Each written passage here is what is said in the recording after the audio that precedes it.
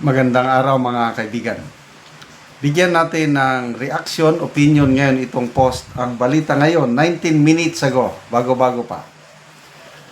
Mula sa 1MDB hanggang Maharlika Investment, convicted fraudster umano'y consultant ng Maharlika Fund at malapit kay Romualdez.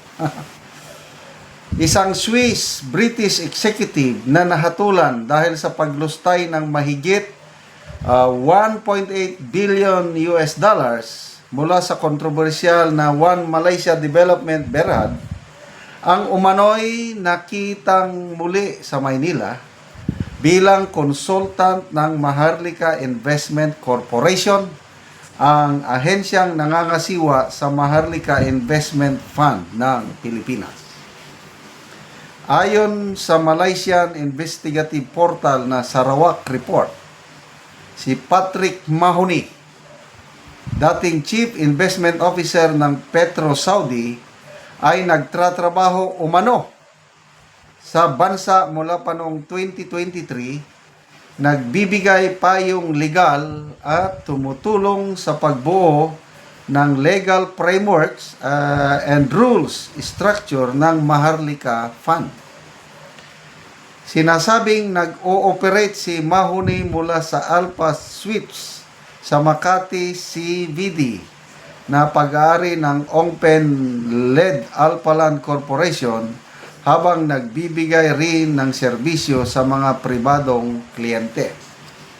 Nahatulan si Mahoney sa Switzerland noong 2024 ng 6 na taong pagkakakulong dahil sa fraud, criminal mismanagement at money laundering matapos mapatunayang sangkot sa pagnanakaw ng higit 1.8 billion US dollars mula sa 1MDB.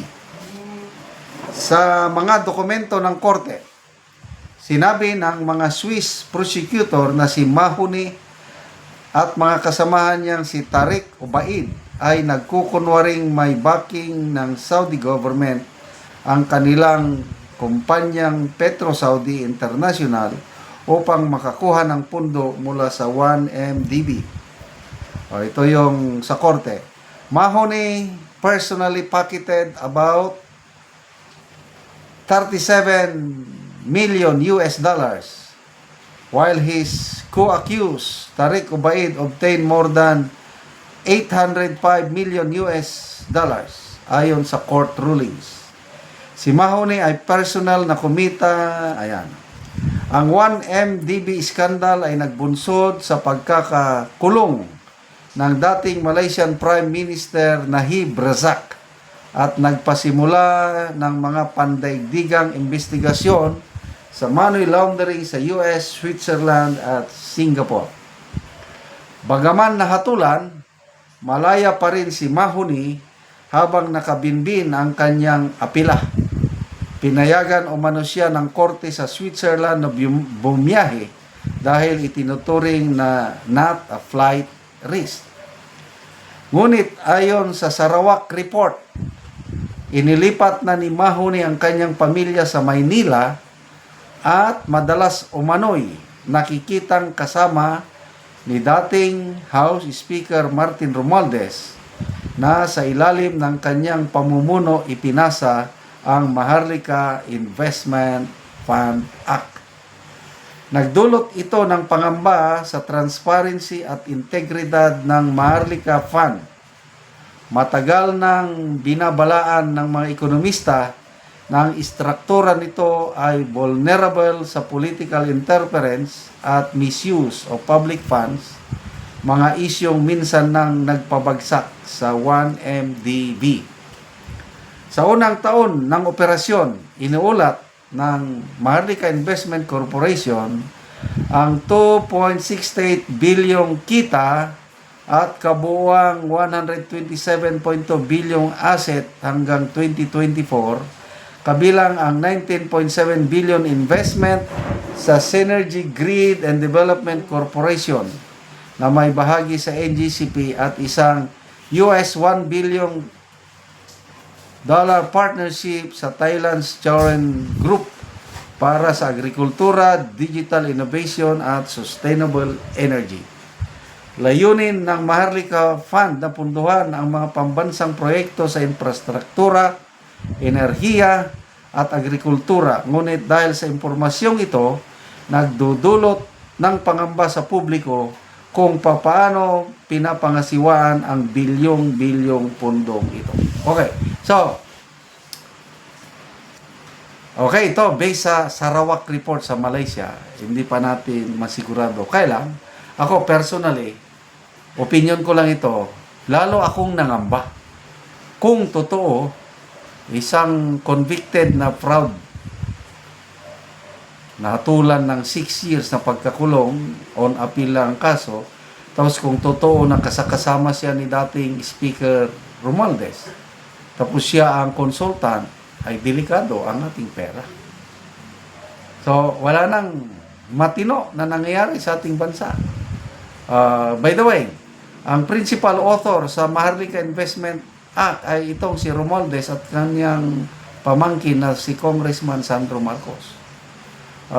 Nakakadismaya yung nabasa kong post kanina. Yung si Senator Bam Aquino, sumasakit ng puso. Puso ko, sabi niya, yung 22 classrooms lang ang natapos ng Administrasyong Marcos sa taong ito.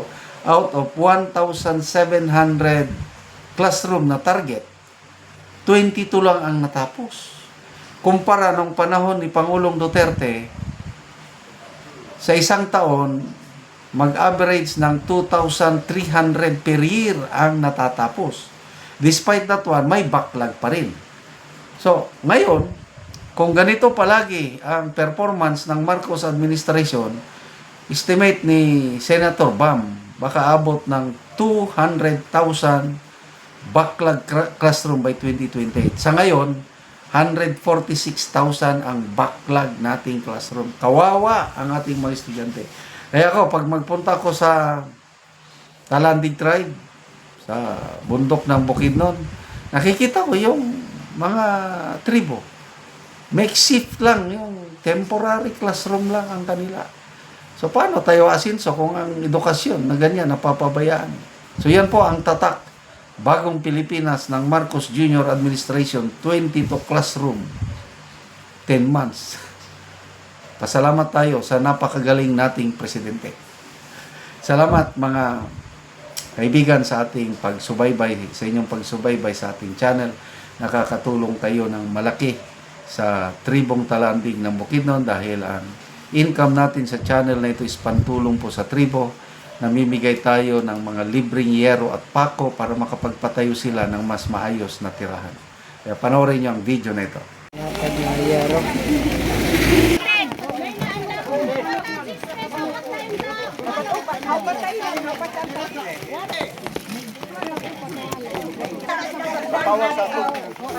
Para sa bola tayo. Oo. Sinimno kain na sinimno. Sa inabang kay makatugla ko karon wa nay tulo. Wala na giulan. Wala na giulan. Salamat sa Lord. Kasanod kinabuhi. Yarang bay. Ini anang inabang anay. Ipisog prete og Ang atok ni angkol nga kawayan lang.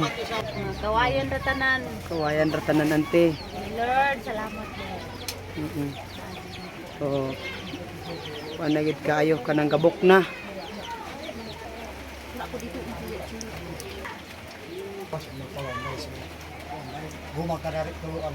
O karon ante, pila na ni katuig imong balay?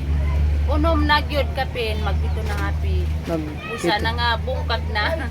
Nangatuluan na gyud mi. Salamat sa Lord kay naagi nakaabot sa mo ah. Grasya. Pag ampo na.